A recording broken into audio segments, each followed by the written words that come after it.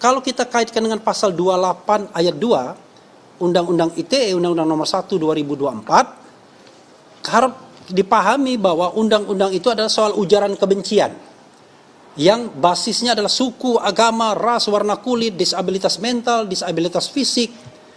Jadi kita ini mempermasalahkan ijazah, nggak ada kaitannya dengan soal yang terkait dengan suku, agama, dan lain sebagainya. Karena ijazah bukan suku, bukan agama, bukan ras, bukan disabilitas mental, bukan disabilitas fisik, bukan warna kulit, ya. Tetapi ini adalah sebentuk dokumen yang sebenarnya sudah milik publik karena dijadikan untuk jabatan publik.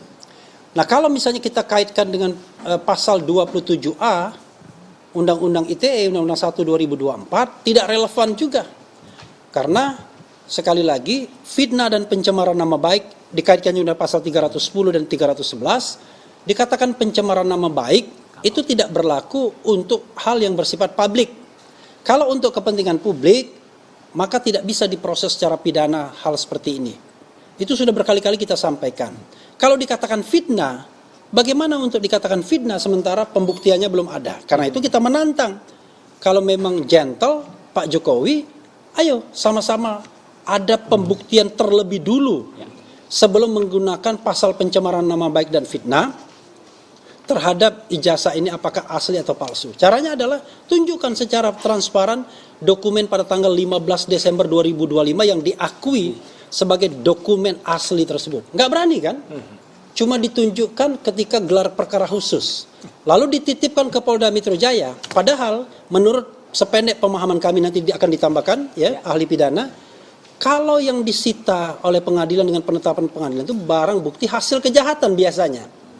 Memang ada barang bukti yang relevan, tapi biasanya kalau ijazahnya asli dikembalikan biasanya. Karena bayangkan kalau dia fresh graduate, nggak bisa ngelamar pekerjaan dia kalau ijazah aslinya kemudian ditahan. Jadi itu hanya cara untuk menyimpan dokumen yang so-called asli itu agar kemudian tidak dikutak-atik. Itu yang kita harus pahami. Tapi foto tidak bisa berubah ya. Foto mengatakan itu bukan foto Pak Jokowi yang presiden. Mungkin ada Joko Widodo lain, tapi Jokowi yang presiden bukan ini rasanya. Karena Jokowi yang presiden belah pinggir, agak tipis, klimis, nggak pernah berkumis, tidak pernah berkacamata, itulah. Dan kita bisa menemukan foto masa muda Jokowi ya kayak Jokowi yang ini. Ini masa muda Jokowi ya kayak beginilah.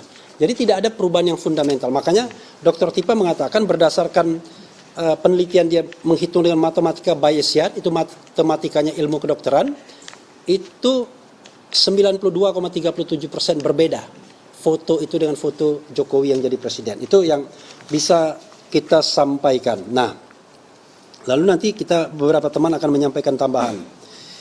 Kemudian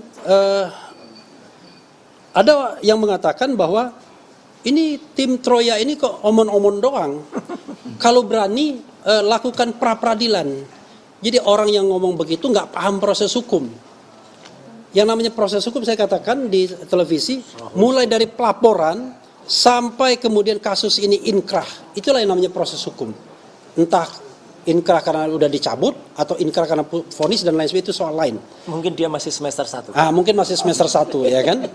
Karena itu setiap tahap, setiap step itu kita berjuang untuk memenangkan kasus ini dan untuk menyelamatkan klien kita. Jadi kita tidak menginginkan klien kita kemudian disalahkan melakukan fitnah, pencemaran nama baik, kemudian ujaran kebencian, apalagi pemalsuan atau edit dokumen. Karena itu kita terus melawan step by step dalam tiap tahap. Jadi ini tidak hanya soal pra-peradilan saja. Pra-peradilan itu hanya salah satu option.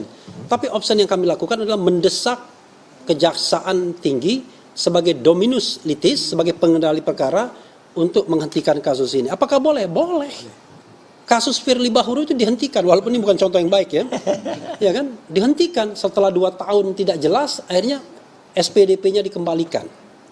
Dan apakah kemudian akan dibikin proses baru itu soal lain. Kemudian kawan-kawan sekalian, nanti juga di-highlight bagaimana nasib surat kami ke Dewan Perwakilan Rakyat, terutama Komisi 3, bagaimana nasib surat kami, karena kami minta audiensi dengan Komnas HAM, nanti akan dibahas dan ditambahkan oleh teman-teman yang barangkali punya tugas untuk menambahkannya. Dan terakhir, ini agak ngeri-ngeri sedap juga ya. Dan Mas Roy yang akan menyampaikannya secara langsung, ya. Ada teman baik yang bernama L. Nanti L ini akan dilaporkan. Mas Roy akan menyampaikan kenapa L perlu dilaporkan. Ya. Jadi sekali lagi ya, kita tidak boleh terjebak dalam sebuah terminologi yang, wah ini dibilang takut sidang, lah kok takut sidang. Jadi sidang itu hanyalah satu proses dari proses hukum yang ada. Kalau kita bisa menghentikan proses itu di awal, kenapa kita harus tunggu sidang? Karena itu kita challenge, kita tantang. Kalau Anda yang anggap benar proses ini, maka go ahead. Tapi kami mengatakan ini tidak benar. Karena itu kami minta dihentikan. Dan kami mengatakan tidak benar itu baik secara formil maupun material. Dan itu alasannya banyak sekali. Bayangkan tadi. Sudah berapa pekan kita di sini mengatakan lampaunya waktu, ya.